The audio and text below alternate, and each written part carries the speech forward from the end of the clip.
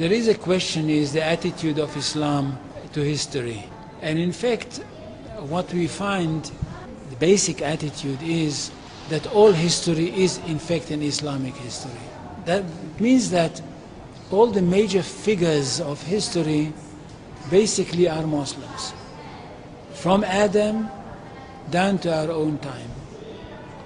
So if the Jews or the Christians are demanding something and basing it on the fact that there was a king called Solomon, or a king called David, or a prophet called Moses, or Jesus, then of course what they are doing, they're saying something which is not true, or in fact they don't know that all these figures were basically Muslim figures.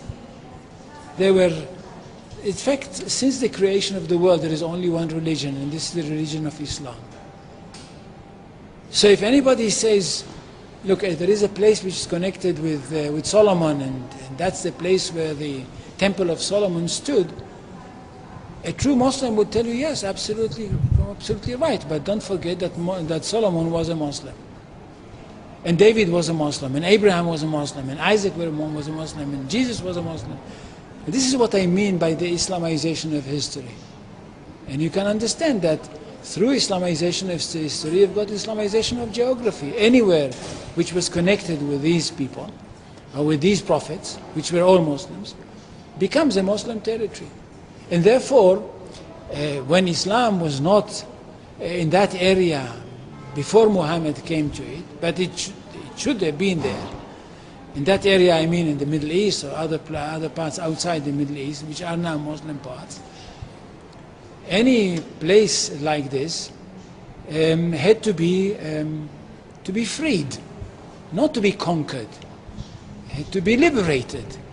So Islam appeared in history in the time of Muhammad, or reappeared in history from their point of view, reappeared in history as a liberator.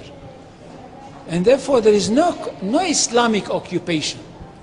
If somebody occupied anything, it would be always somebody else, not the Muslims. So there is no Islamic occupation, there is only Islamic liberation.